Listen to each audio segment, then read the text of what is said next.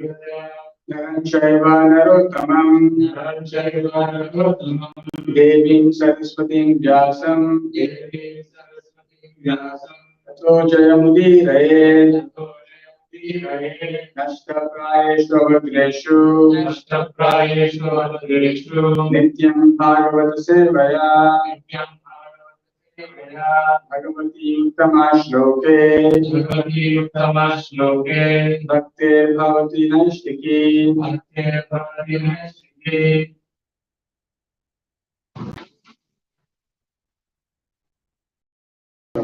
We'll be reading from chapter 7. Bhagavad Gita as it is, chapter 7, knowledge of the absolute. Text number 25.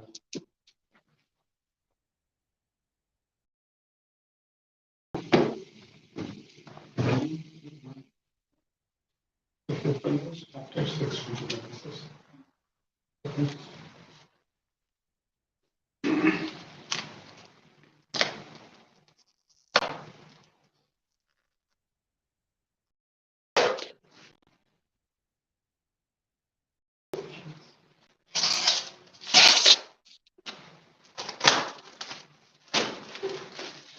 We'll read text number 25.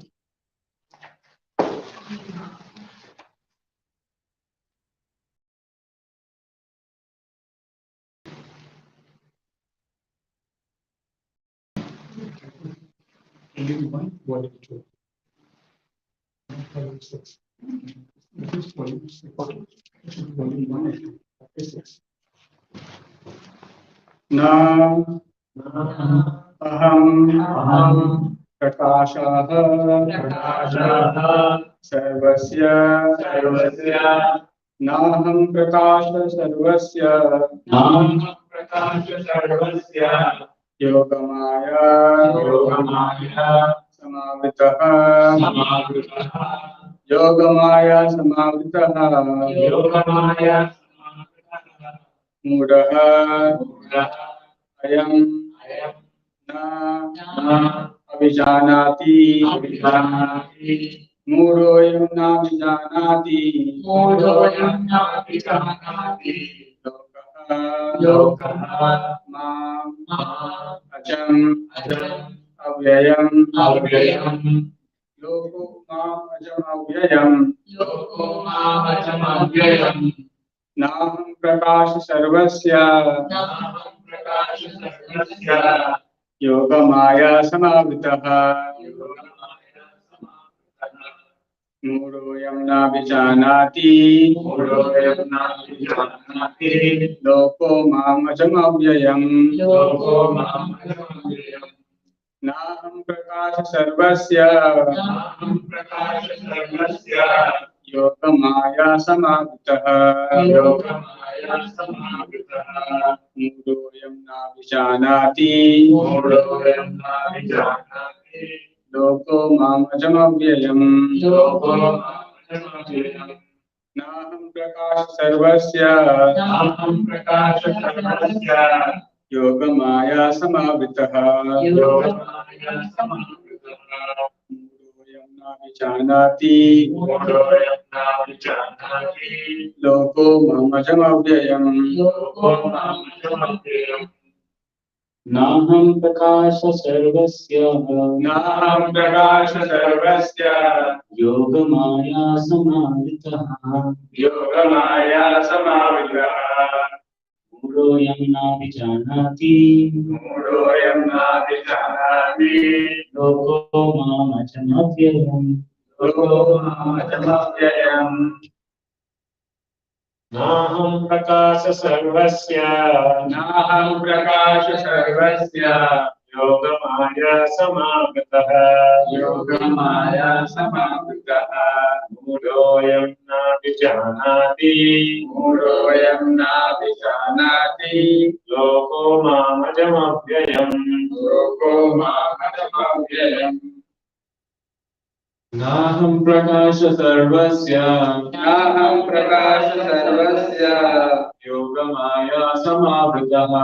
yogamaya samavitah Mudoyam navijanati loko mamajamavyayam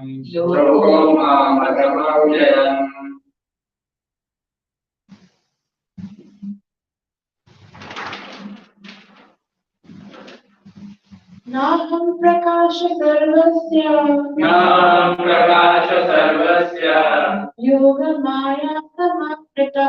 yoga maya samavritah Guru yatna vijanati loko mamajam avyayam Naham prakasha sarvasya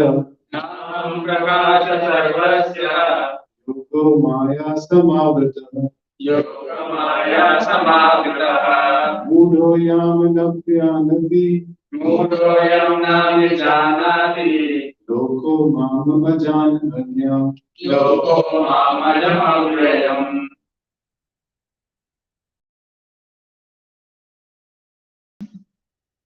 Aham prakasha sarvasya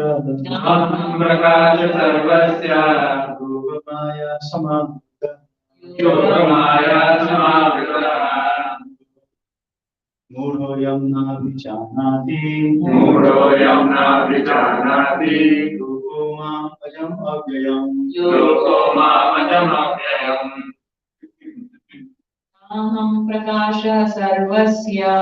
Naham prakasha sarvasya yoga maya samavritah Guru yatna vijanati loko mamajam avyayam Online, you are much. Yes. Naham prakasha sarvasya Yoga maya samavritah Mudo yamna vijanati Loko mam ajam avyayam Online.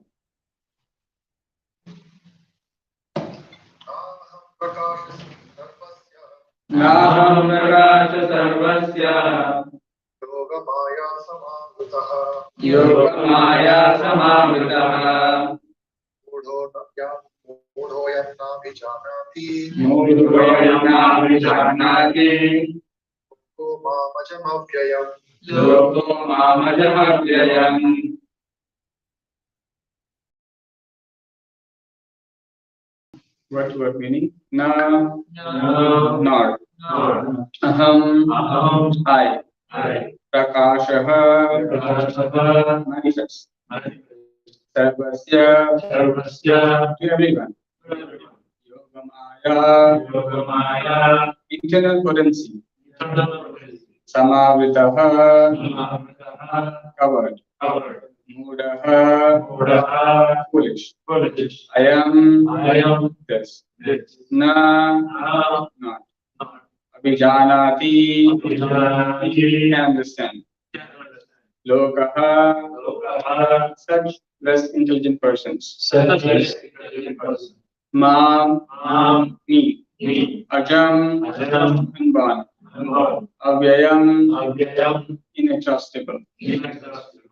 Translation Prabhupada, His Divine Grace A.C. Bhaktivedanta Swami Srila Prabhupada. I am never manifest to the foolish and unintelligent.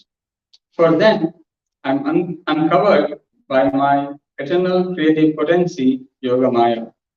And so the deluded world knows me not, who am unborn and infallible. Translation with repetition. I am never manifest to the foolish and unintelligent. For them, I'm covered by my eternal creative potency, Yoga Maya.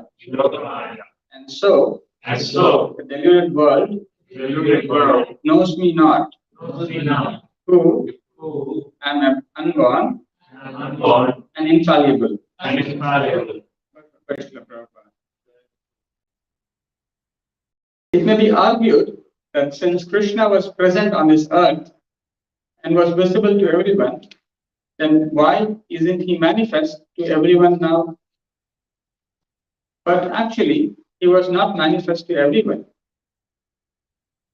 When Krishna was present, there were only a few people who could understand him to be the Supreme Personality of Godhead. In the assembly of Kurus, when Shishupala spoke against Krishna being elected president of the assembly, Bhishma supported him and proclaimed him the Supreme God. Similarly, the Pandavas and a few others knew that he was the Supreme, but not everyone.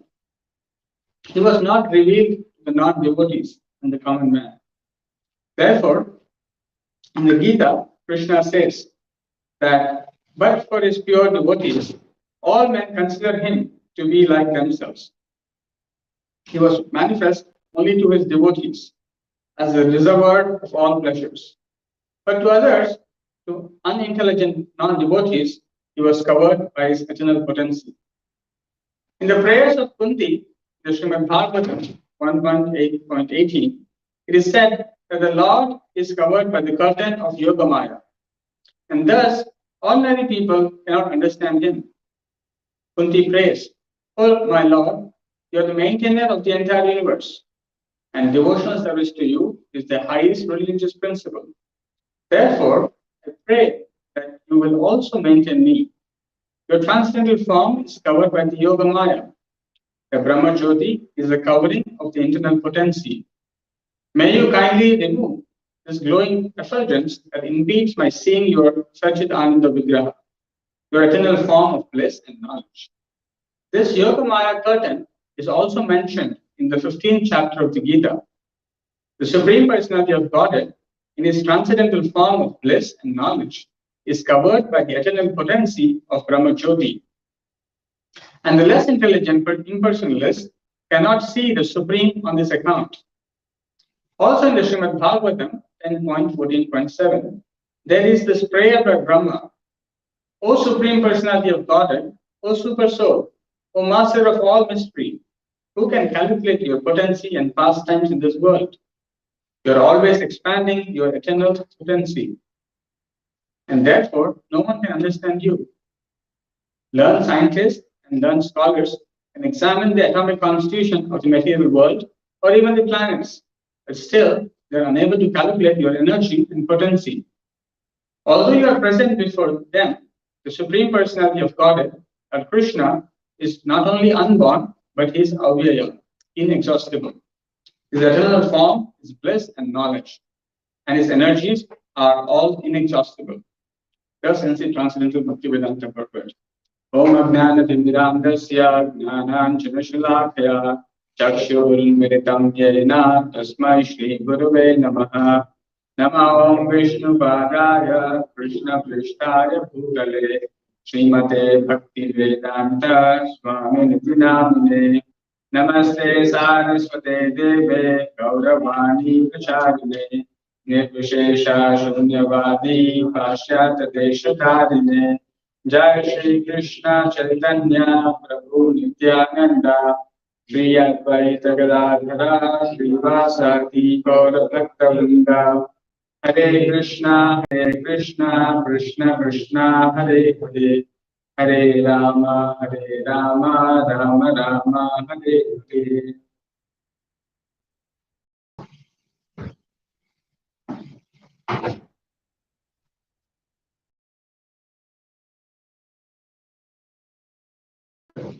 So, welcome everyone for this another wonderful series of discussions that we have every week. Every Saturday and Sunday, we have Bhagavad Gita discussions. So, we have been going verse by verse, and we are reaching the 7th chapter.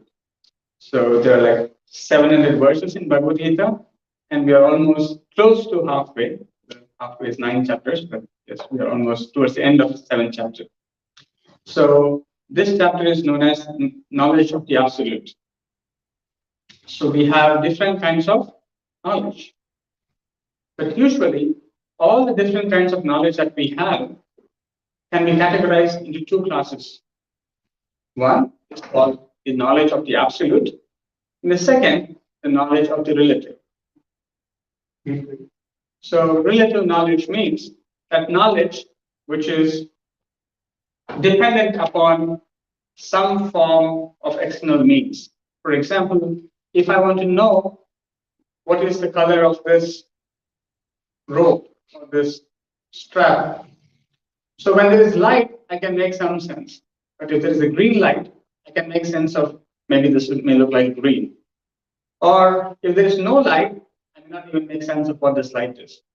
So this knowledge, what I'm obtaining, is always dependent upon another factor.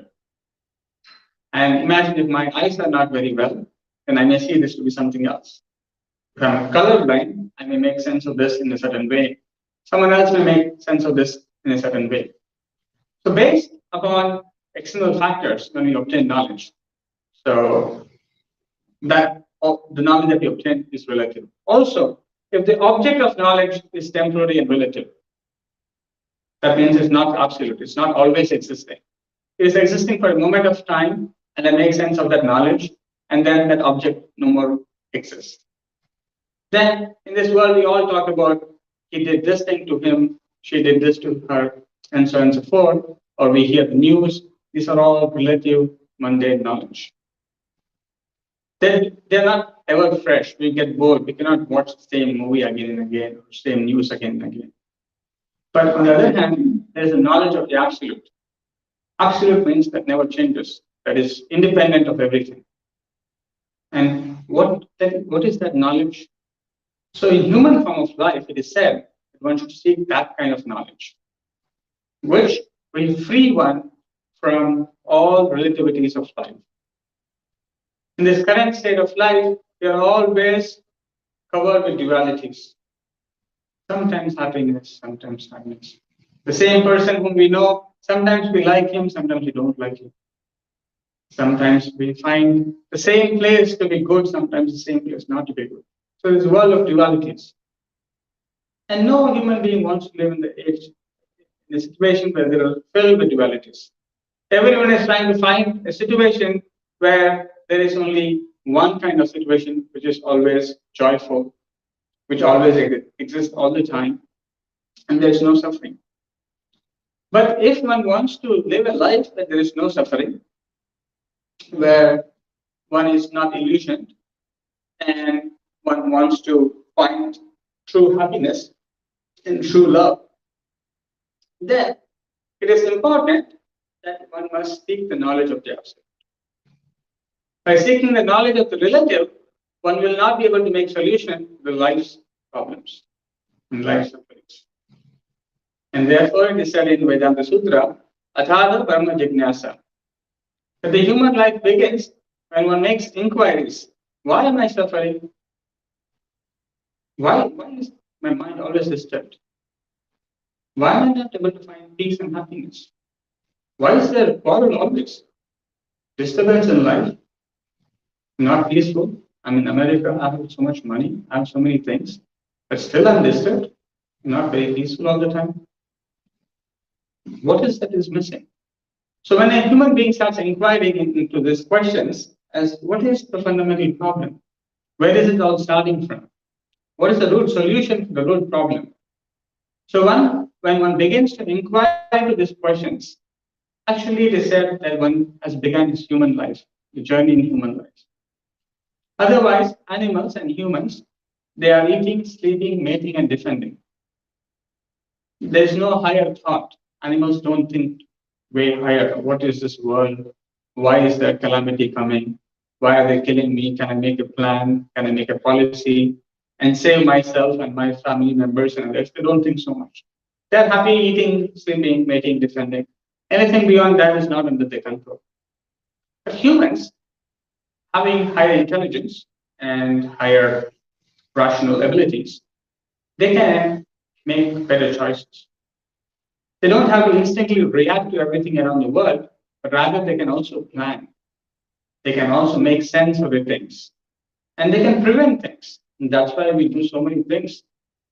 We take insurance policies so that we can prevent some emergencies.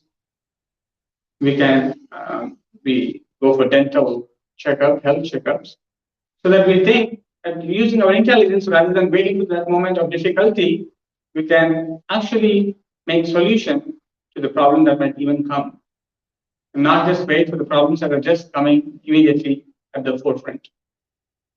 So, in this chapter, Lord Krishna was explaining to Arjuna the knowledge of the Absolute. And the first thing is that how do we understand the knowledge of the Absolute? The first and foremost quality, and perhaps the only quality that is required to understand the knowledge of the Absolute, is by hearing. One cannot understand the knowledge of the Absolute by speculation or by some material endeavors. One requires to hear from the Supreme Lord or his bona fide teacher. Only then one can understand the knowledge of the Absolute. So, moving on from there, we saw in the last few verses that how there was description about the worship of the demigods and how that is not to be considered to be the highest form of worship. And then the previous verse, which is one of the important verses, which talked about the people who consider impersonalism. So, avyaktam vyaktim apannam manyate mam abuddhayaha. So, the people who are not very intelligent, so they think that the Lord had no form in the beginning, and then he takes a form of Krishna, Rama, or different avatars. And when he takes this form, the form of the Lord is actually material, but there is something within that Krishna or Rama, there is something inside him, which is actually Brahman, which is actually the Supreme, but not the person who has taken the form of Krishna or Rama. And therefore, this is called Mayavada philosophy. Mayavada means the body of the Lord, when he appears to the world, is material. Whereas the Gaudiya Vaishnava, Achinta Veda philosophy, does not accept this point. The philosophy of Gaudiya Vaishnavism says that the Lord, when he descends, his form, his body is also transcendental. He is always transcendental. There can be never a tinge of material, the influence of matter on him. And neither his body or his soul is different. It's all transcendental at all points of time. Whereas the Mayavadis, they do not accept this point, and therefore they call us Mayavadis. And here in this verse, in the previous verse, the Lord is mentioning them as Abuddhaya, less intelligent.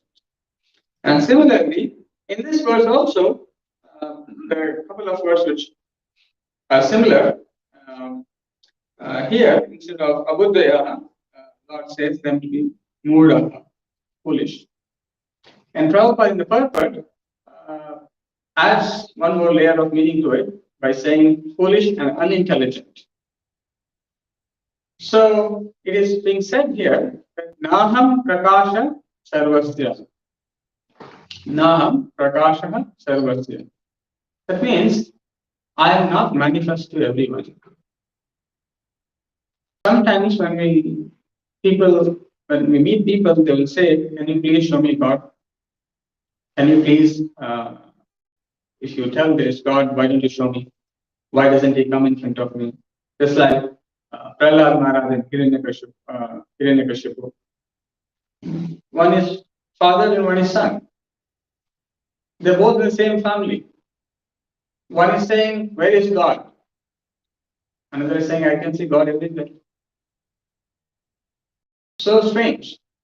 How is that if there is sun in the sky, and if I tell you there is sun in the sky, and the other person says, "Where is the sun?" and he shows it, okay, I agree that there is sun. But here, one is saying, "I see God everywhere," and another person is saying, "I see God nowhere." So why is this happening?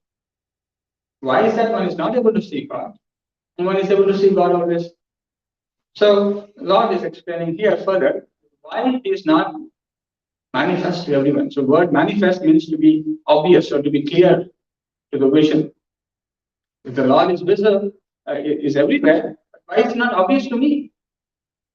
So this can be a question which is always asked by people, young children also ask their parents, can you show me God? You always go to the temple, you worship, you do so many things. How do I believe? Why do I believe? Because I cannot see him. So that is the first proposition that people put forward, that I cannot see him, therefore I consider there is no God. But this proposition is very weak. This proposition is very weak. Because we agree so many things which we cannot see. There are so many things which we cannot see.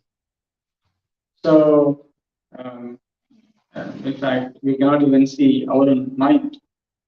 We cannot see our own intelligence. But someone may come and ask, where is your intelligence? I cannot see it. That means you're no intelligent. So, we cannot say that everything has to be visible to my eyes to say that it is present. Similarly, there are so many things that people say that I accept scientific theories. There are so many things in science that we cannot see. We cannot see electrons, we cannot see protons, we cannot see neutrons, we cannot see even further smaller subatomic particles, quarks, leptons, muons, and so on and so forth. Does that mean that they don't exist? But we still all claim that they exist.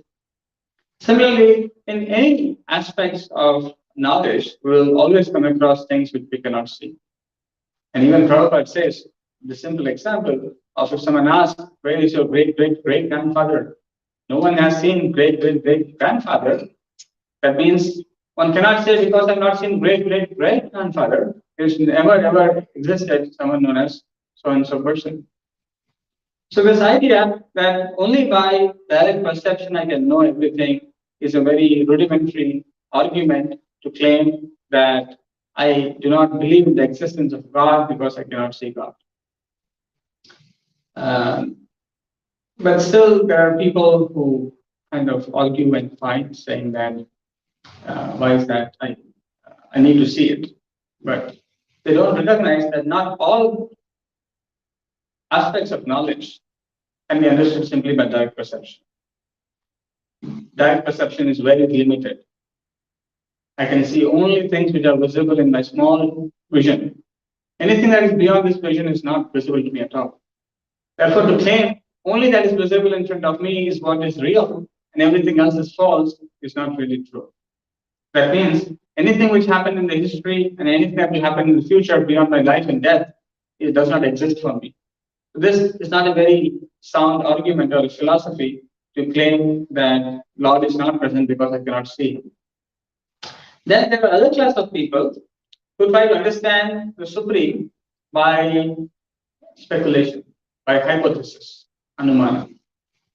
So they try to understand God by some logic, by some hypothesis, and by speculation. And it is mentioned, Acharya is mentioned, that the abudaya, or the foolish and unintelligent are those one class who think that by direct perception I should see everything, I should be able to see God. The second kind of abudaya or muda, foolish and unintelligent, are those who think that by my speculation and my experience, I should be able to understand God. So in this connection, there's a wonderful story. In fact, this is not a story, but a wonderful pastime. And so this is from Chaitanya Charitamrita. That actually, when Lord Chaitanya Mahaprabhu visits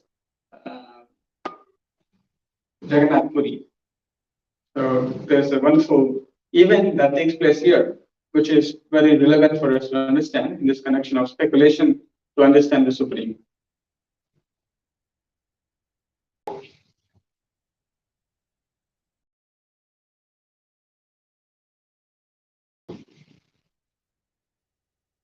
When Chaitanya Mahaprabhu was traveling to Jagannath Puri after from Shantipur, after meeting Advaita Acharya Sachimata.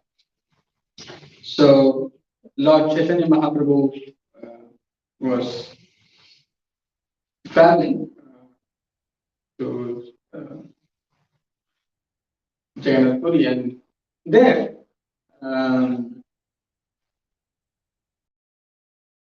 he comes to see Lord Jagannath.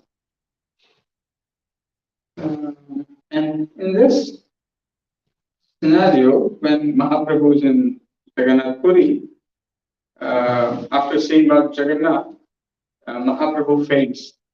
And in this time, he meets with this great Vedantist, Sarvabhauma Bhattacharya.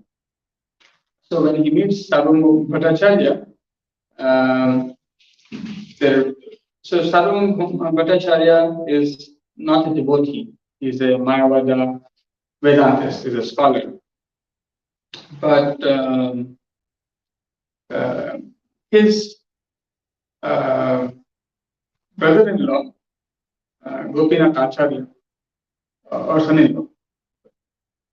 Gopinath Acharya is son-in-law. Yes. So he was also there, but he was a devotee of the Lord Chaitanya Mahaprabhu. So when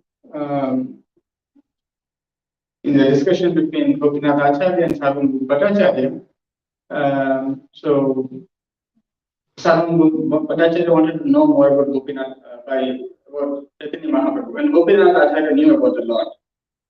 And therefore, Gopinath Acharya explains to Sarvabhauma Bhattacharya that Mahaprabhu is from Nadia, and he was very happy, Sarvabhauma Bhattacharya. I think because he knew Jagannath Mishra. So he was very happy to know more about it. And then when he saw that Chaitanya Mahaprabhu was actually a sannyasi at such a young age, he took pity. Oh, how can he maintain his sannyasa order at such a young age? And therefore, I should teach him some Vedanta. I should teach him something. So when Gopinath Acharya heard that Sarvabhauma Bhattacharya wants to teach the Lord, he said, no, he's a Supreme Lord. What are you going to teach him? So he was very unhappy by hearing this. He wanted Sarvabhauma Bhattacharya not to do this. And he tells, no, he's the Supreme Lord. But when he says this, there were disciples of Sarvabhauma Bhattacharya, and they immediately question. They ask, they question this. So they say,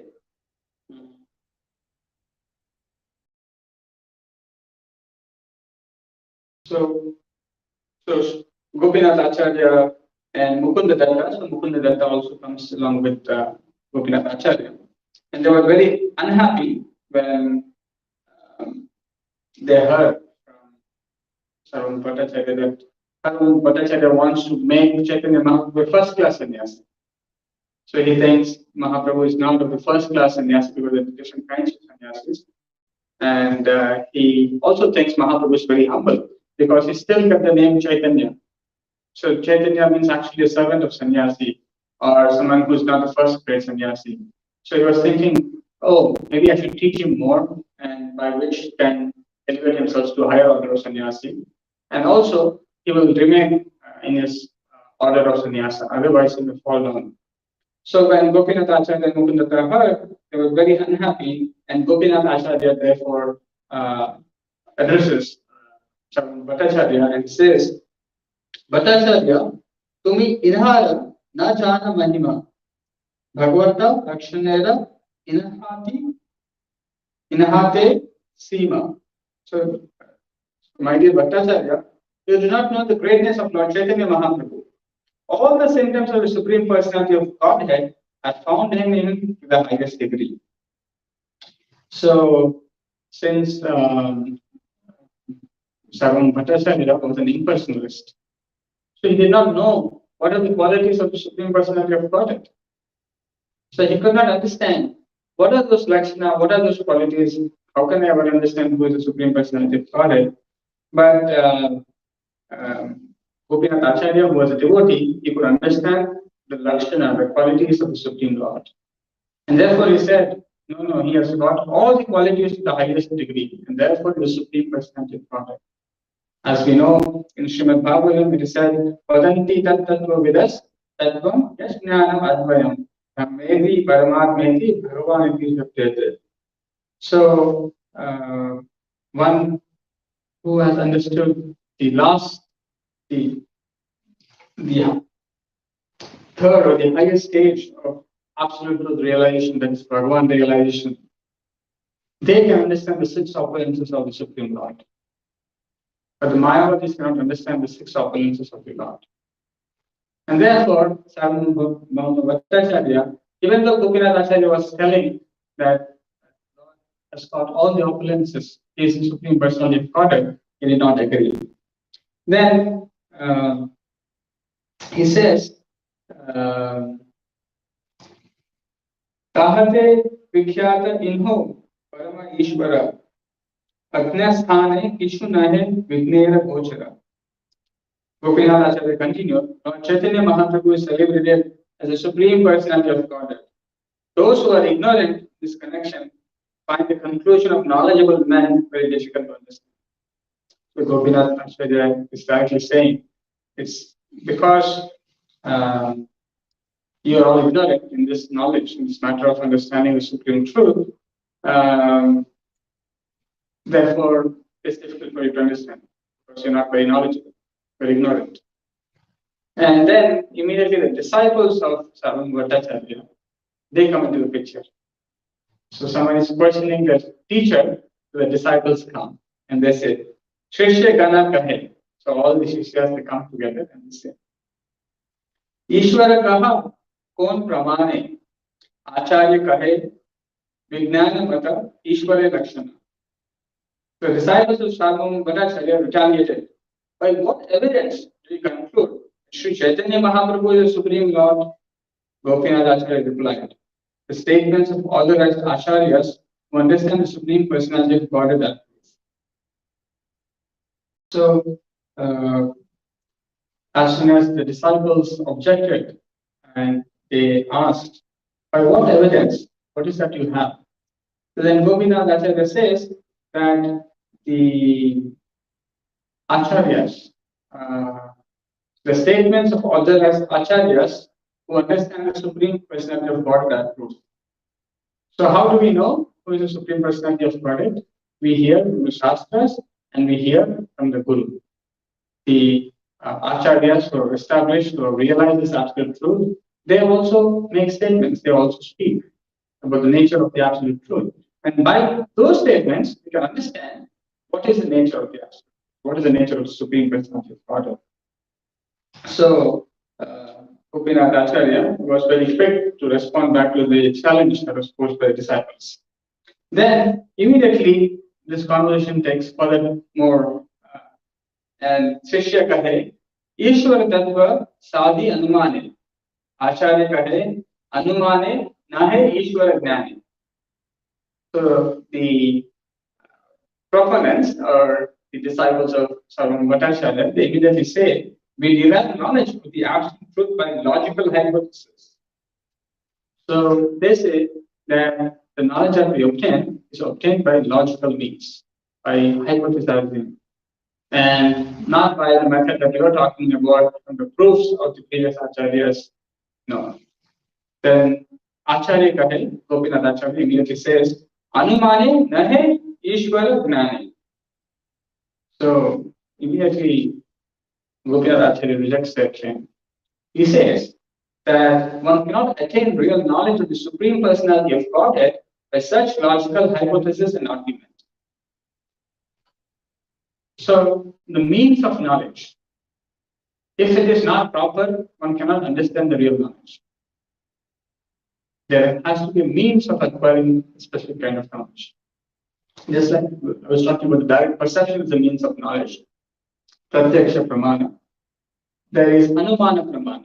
Anumana pramana means hypothesis. Just like if there is some sound that we hear from outside this building, then what do? We have to speculate.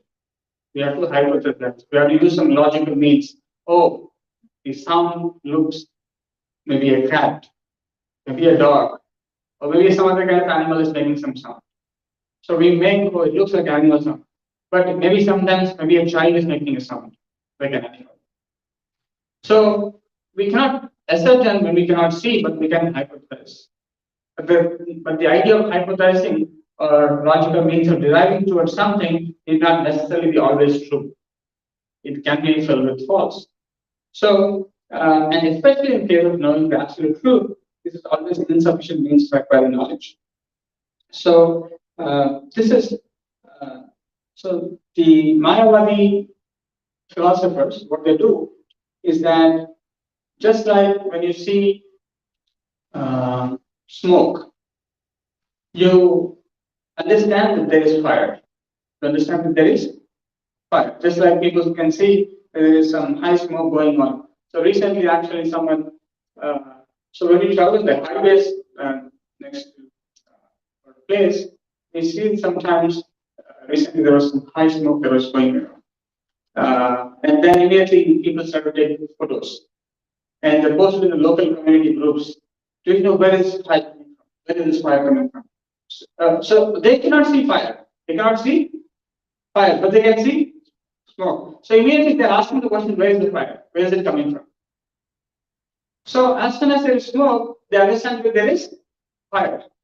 Similarly, the Mayavadi philosophers, when they see that there's a material world existing, they see that there is a creator. There is a creator. There is a superior, higher power which is creating this. But they do not know who is that actually the supreme creator. So by logical means, they come to the understanding that there is something beyond what we see. You are also small, I am also small, every one of us are small, we cannot create this world. And to assume that the world came without anything doesn't look so good. So there has to be something, but they're not very sure what that something is. So by the logical means, they see that no human being or no person can create this world. You're all very tiny. So how can we create the world? So if no person can create the world, there has to be no person who has created this world. It has come from something, but what it is, that's not very clear. Because I cannot make sense by seeing the world around. So they make a hypothesis that it is something which is not describable, which is infinite, which is eternal, but I do not know what it is. It is present everywhere, but I cannot tell exactly what it is, but it is that which is creating everything. So this is the way the Mayavadi philosophers go about arguing this. So this is the way Ishvara Tattva Sati Anumani. So the nature of the absolute, the nature of the supreme truth is approached to understand that. Mayavadi is approached by this method. But the Shastras, they say that the idea of Brahman that is reached by the Mayavadi philosophers is actually an effulgence that is coming from the body rays of the Supreme Lord, who is all spiritual. So the Mayavadis fail to understand that the Supreme Lord is a person who is all spiritual. There is no material thing. When we live in this material world, we have a material body and a spirit soul. And therefore, people find it difficult when we tell them that a spirit soul, they'll say, can you show me a spirit soul without no body? So people have this very vague understanding that only what I can conceive in this current form of life or in current state of life, that's all is. But that's also not a good argument. For example, if someone has to see something like Higgs boson particle, although one cannot see directly by direct perception Higgs boson particle, they need a strong, long setup, whatever you call the large collider or things like that. You need such a strong setup to make sense of something that is happening there. So similarly, to understand knowledge, not all knowledge is so straightforward that you can see and make sense of it. You need to undergo a certain process, or you need a certain means, and all those things have to be taken care when we talk about acquiring certain kind of knowledge. So similarly, the Mayavadis, when they think of this Brahman, they think that somehow they come to understand that Brahman is what is the source of this material world, and they conclude that this is all in all as the truth. But the scriptures say that there are higher levels of understanding the truth. Why there are higher levels of understanding truth? Just like if you do not have the right means to understand things, you may understand some degree of knowledge. Just like, for example, if someone wants to know about America, staying in India, they can also understand America to a certain degree. But a person who is staying here and experiencing America and also knowing America, he can understand to a higher level of understanding America. Both are trying to understand America. There's a degree of difference in their understanding. Similarly, the approach of the direct perception of the Supreme Absolute Truth, for them there is Virat Rupa. For them, there is the universal form. So all that we see as discussed in the second canto of Srimad Bhagavatam, but how by seeing the different plants, different trees, the oceans, how we can make sense this as a gigantic cosmic body of the Lord. So that is by direct perception we can understand to some degree who the Supreme Lord is. Then there is the method that is used by the Mayavadi philosophers by which we can understand that Brahman is the source of everything. But the devotees, they take the reference of the Shastras. And one wonderful Shastra is actually Brahma Samhita. Actually, Brahma, as Prabhupada quotes in this purport, actually Brahma was bewildered. He couldn't understand that it was Lord Krishna. And therefore, he steals all the coffin boys. And only later he realizes, oh, the Lord has expanded to innumerable covered boys. He is enacting all the activities as if nothing has happened. Who can do this? So he immediately recognizes his mistake and he comes down and he offers praise to God. So even a personality like Brahma can misunderstand the Supreme Lord.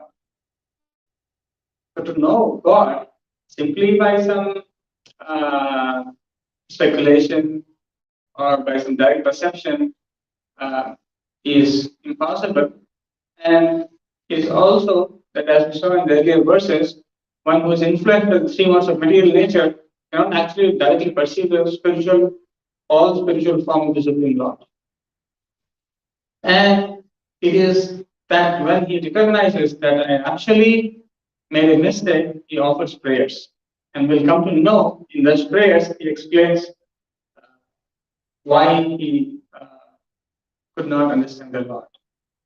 And even it is also in his prayers of Brahma Samhita, he explains, Yasya Prabha Prabhotu Jagatanda Koti. So the effulgence of the transcendental body of the Lord, which is considered to be Brahma Jyoti, actually there is nothing but an effulgence from the transcendental body of the Lord. It is not all in all. So that Brahma was recognized eventually the Supreme Personality of Godhead. He is saying that the effulgence, the Brahma Jyoti, is not all in all. It is just an effulgence from the Lord. So in this way, you can see that even the Mayavadis cannot understand the Supreme Personality of Godhead.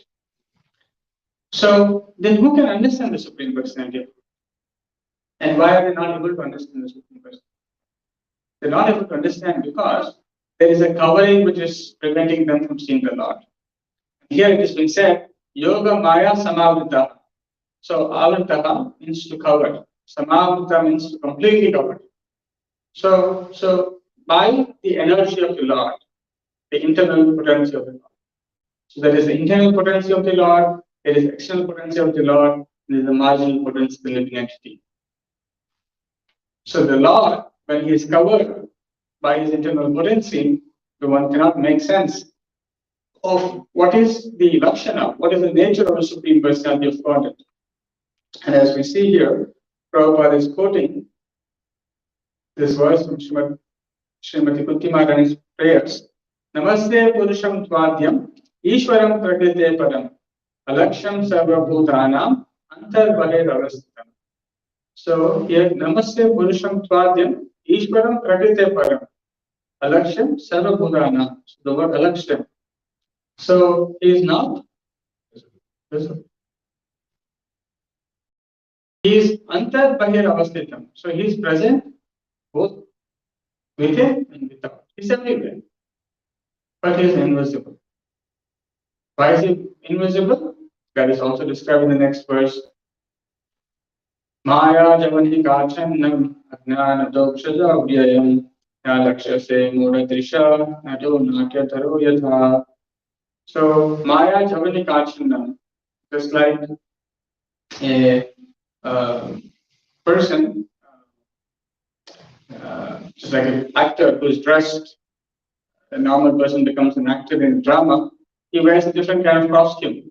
Then it becomes very difficult to recognize that person.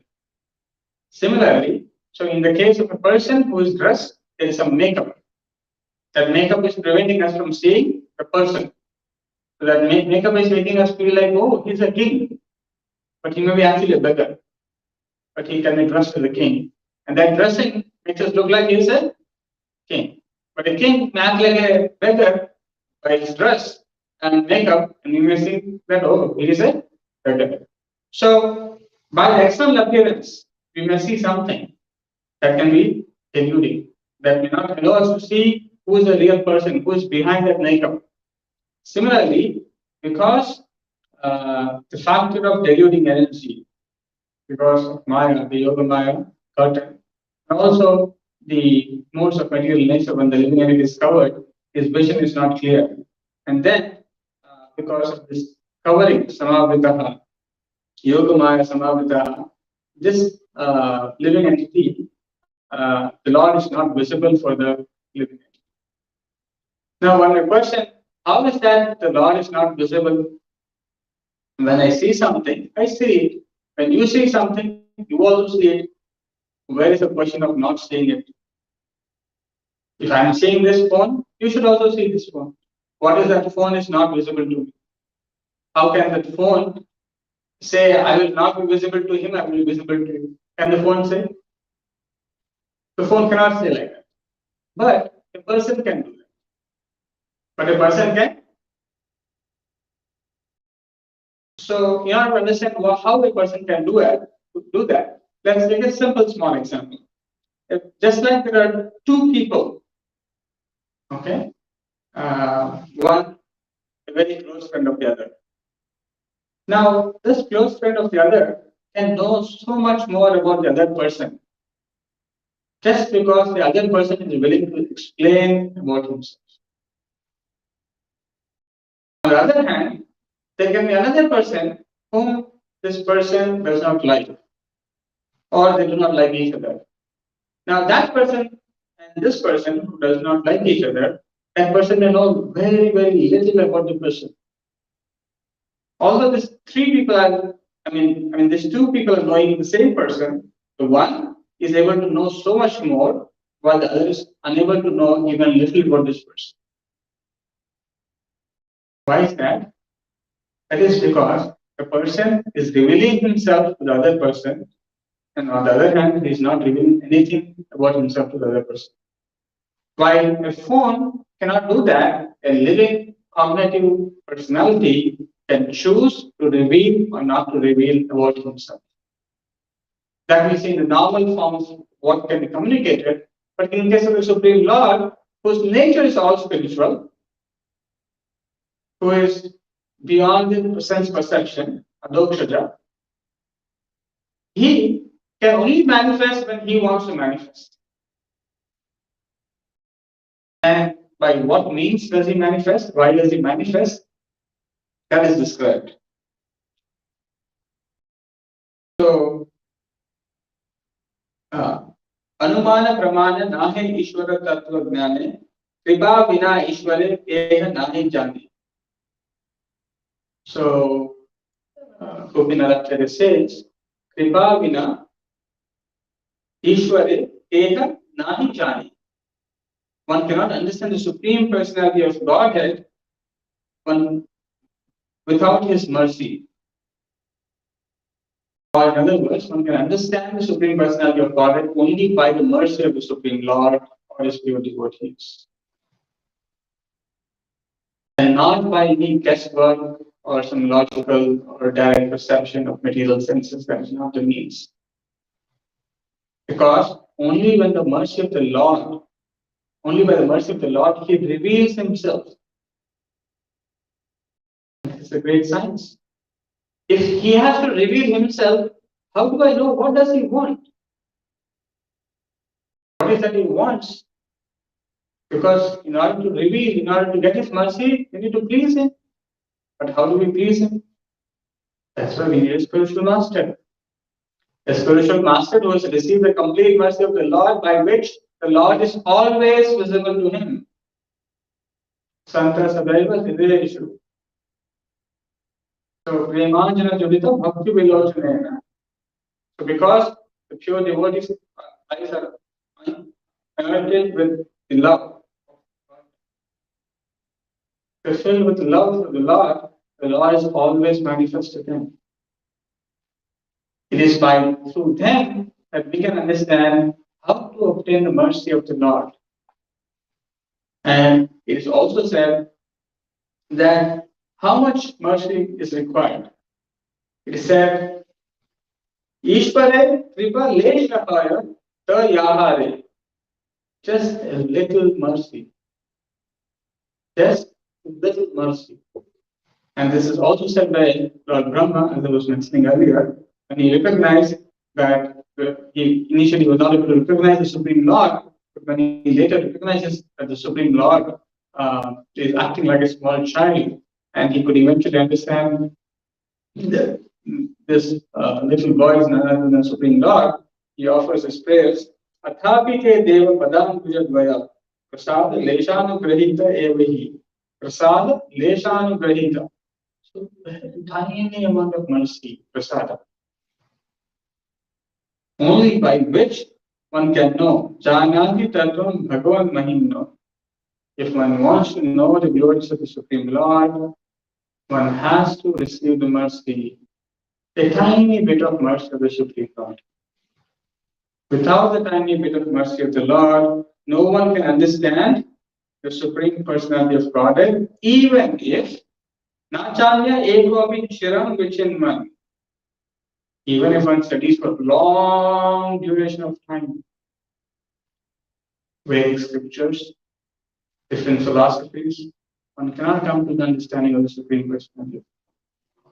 It's like there are so many philosophers studying at Harvard, Oxford, MIT. They're speculating, they're creating so many theories, but they cannot come to any conclusion. They cannot reach, even if they do for very, very long duration of time. Even if they do for infinite time, we cannot come to the understanding of the Supreme Personality of Godhead. This is also said in Brahma Samhita, Vedeshu Durlabam Adurlabam Atma. One may be expert in reciting Vedas, one may be expert in scholarship of Sanskrit, one may be knowing so many philosophies, but that is not the qualification to understand the Supreme Lord. Supreme Lord is understood only by the it is by the devotional activities, by engaging the tongue into chanting the holy name of the Lord, and by engaging the tongue in taking prasadam. It is by these methods that one acquires the mercy of the Lord. It is by this sincere devotional service that the Lord agrees to manifest in front of the devotee. Atha Shri Krishna Namadi na bhavet grahim indriya. No, by no means Krishna Nama Adi, Krishna's name, form, pastimes, activities cannot manifest unless one does not seva mukehi jivadavo. Unless one is not doing seva, one cannot understand this philosophy. This philosophy is not very complicated. Philosophy is simple. But to realize that philosophy is very complicated without devotional service. Krishna is the Supreme Personality of Godhead. There is material world, there is spiritual world. You have to go back to spiritual world. It's Maya, material energy, which is deluding you and creating suffering. Very simple. But one cannot realize, one cannot recognize this fact without rendering devotional service. So, further, Gopinath Acharya even further goes on to say to Sarvam Bhattacharya that you are a great scholar, you are a great Vedantist, you have learned so many things, but you have not received a pinch of mercy of the Lord. You are bereft, you don't have a pinch of mercy of the Lord. That's why you're not able to understand the Supreme Personality of Godhead, even though He's present in front of you. It's like the Lord today is worshipped in His transcendental Alcha Vigraha from all over the world. Not only today, from all times the Lord is being worshipped. But someone who is not a devotee for Him, the Lord does not appear as Lord. So that then Gopinath Acharya says an important statement. It says, "Tomara nahi ka dosha, shastre ye kahe, pandityadye Ishwara tattva jnana kahu nahi hai." He says, it is not your fault, it is the wording of the scriptures. You cannot understand the Supreme Personality of Godhead simply by scholarship. So sometimes people who are really experts in Sanskrit scholarship and the scholarships, they go on writing books on Bhagavad Gita, Ramayana, Mahabharata, thinking because they can understand the Sanskrit language, they can understand the book, but actually they fail. And therefore, there are so many Bhagavad Gitas written by so-called so many scholars, but they don't transform even a bit. Only a devotee can receive that mercy of understanding who is the Supreme Lord. And as we know, Nayam Atma Pravachanena Labhyo. So without the mercy of Lord Balarama, without the mercy of the devotee of the Lord, one who does not have that spiritual strength, he cannot recognize the absolute truth. And simply by some logic, scholarship, one may think that he can understand by one's mundane brain, application of one's brain substance, that he can understand the ultimate truth. That's never possible. Scriptures don't say that. Then Sarvam Bhattacharya, immediately he says something surprising. Sarvama kahe, Acharya kaha savadhane. Speak with great care, savdhan. Tomare Ishvara kripa, ithe ki pramane. How do I know? What is the evidence that you have received the mercy of the Lord? You're speaking like anything. You're saying, I have not received the mercy of the Lord. What is the proof that you have received the mercy of the Lord? Gopinath Acharya replied, Vastu Vishaye Haya Vastu Jnana, Vastu Tattva Jnana Haya Tripadi Parama Pramana. Knowledge of the Samam Guna, the absolute truth, is evidence of the mercy of the Supreme Lord. So he says that one who possesses this knowledge of the Supreme Personality of Godhead is the evidence of the mercy of the Lord. So you have to understand who is the Supreme Personality of Godhead. It means one has received the mercy of the Supreme Lord.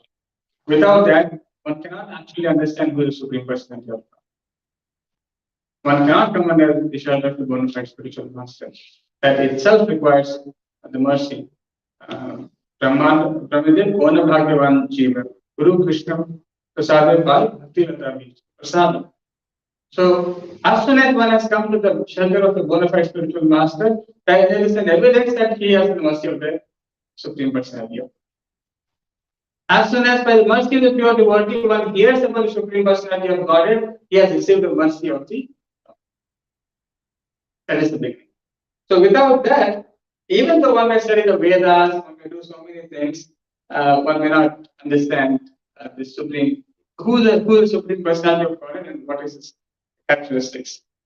Inhara Sarire Sava Ishvara Lakshana Maha Prema Vashe Tumi Panchana Darshana. You have seen the symptoms of the Supreme Personality of Godhead.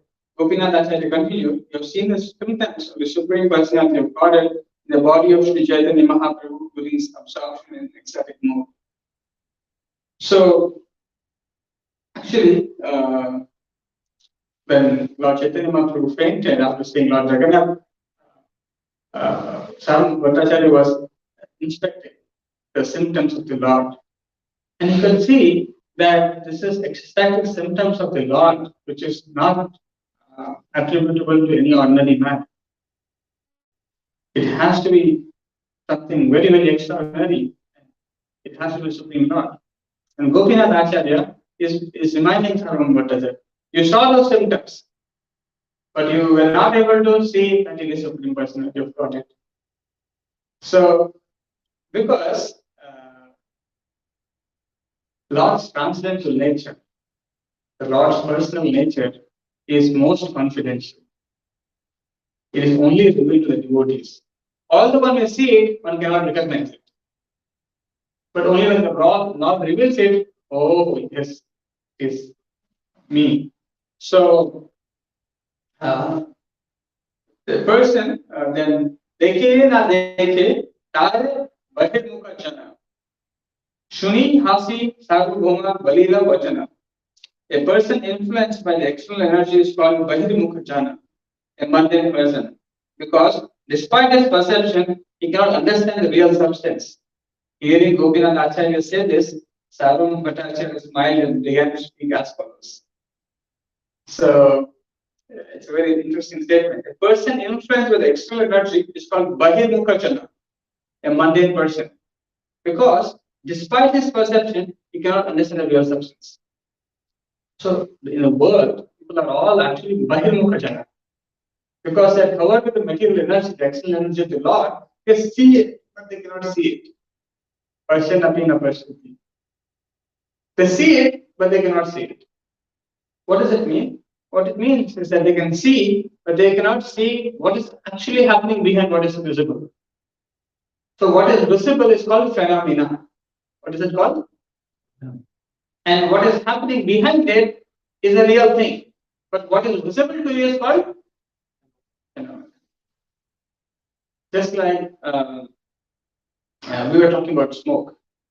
Smoke is the phenomena.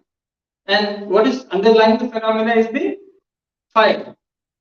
Let's say if I'm less intelligent, I can see the smoke coming in my house, but I think it's smoke, it's not fire. Why should I bother? Then I'm less intelligent. I'm not seeing what is behind the smoke. Similarly, less intelligent people, they may see so many things like they are undergoing suffering, but still they will think this is a place of happiness. Or they will see so many other things, but they will not recognize that what is behind this actually that is true. So here, actually, unless one's heart is not very clean, just like mirror is covered, you cannot see clearly. You see, there is a car in front, there is a car behind, but your mirror is covered. You cannot see it. Everything is there, but you cannot see it. Similarly, when my heart is not clean, everything is clear. I cannot make sense of what is there. So that's why, unless one does not become free from sinful reactions, one does not give up this speculation, one does not give up this understanding by only direct means. But unless one does not employ this devotional, one does not take to the devotional service, one cannot actually make sense of this. Bhattacharya said, Tishta Goshti Vichara Kari, Na Kari Hadosha, Shastra Drishte Kari, Ishuna Lahi Hadosha. Bhattacharya said, we are just having a discussion among friends and considering the points described in the scriptures. Do not become angry. I'm simply speaking of the strength of the Shastras. Please don't take any offense. Sri Chaitanya Mahaprabhu is certainly a great uncommon devotee, but we cannot accept him as an incarnation of the Lord Vishnu, because according to Shastra, there is no incarnation in the age of Kali. So, Another name for Lord Vishnu is Triyuga because there is no incarnation of Lord Vishnu in Kali Yuga. Indeed, this is the verdict of revealed scriptures. So basically, Sadhguru Bhattacharya is trying to say that the Vedic scriptures do not refer to any avatar of the Lord in this age, and therefore there is no avatar of the Lord. And then he also goes on to say that in there is, according to Srimad Bhagavatam and Mahabharata, there is no direct mention about the Lord appearing in this age. And then Gopinath Acharya said, there is certainly an incarnation in every age, and such an incarnation is called Yuga Avatara. But your heart has become so hardened by logic and argument that you cannot consider all these facts. So Gopinath Acharya goes on to explain how even in this age, the Lord has appeared in the holy name and as Lord Chaitanya Mahaprabhu. So he goes on to explain Krishna Varnam Krishna Krishna Shango Pangastra Bhashatam Yaknai Sankirtana Praya Yajanti Sumedasana. So, and furthermore verses, Gopinath Acharya also quotes a verse from Mahabharata stating how Lord Chaitanya Mahaprabhu's appearance is mentioned even in Mahabharata. And then he goes on to quote a few more verses. Actually, he quotes only two verses, and then he says, "There's no need to quote so much evidence from the Shastras, for you're a very dry speculator. There is no need to sow seeds in barren land." So he is very upfront in saying that you cannot, even if I give you so much evidence, you will not understand. Then he concludes by saying, only when you will receive the mercy of the Lord Chaitanya Mahaprabhu, you will understand. And so it's a very nice conversation. It can go a little longer, but then the idea is that that one requires the mercy of the Lord, and the Lord has revealed Himself. It is not by force that one can understand the Lord. It is not by speculation. It is not by direct perception, and that requires mercy of the bona fide spiritual master. And even to go and meet the bona fide spiritual master, it requires the mercy of the Lord. And we should all consider ourselves to have been recipients of the small mercy of the Lord. But we should not misuse it. We should utilize the mercy of the Lord and follow the instructions of the pure devotee and increase that mercy and become better devotees, be more recipients of the mercy of the Lord, by which we can understand Him and we can serve Him better. I'll stop here and see if there are any comments or questions.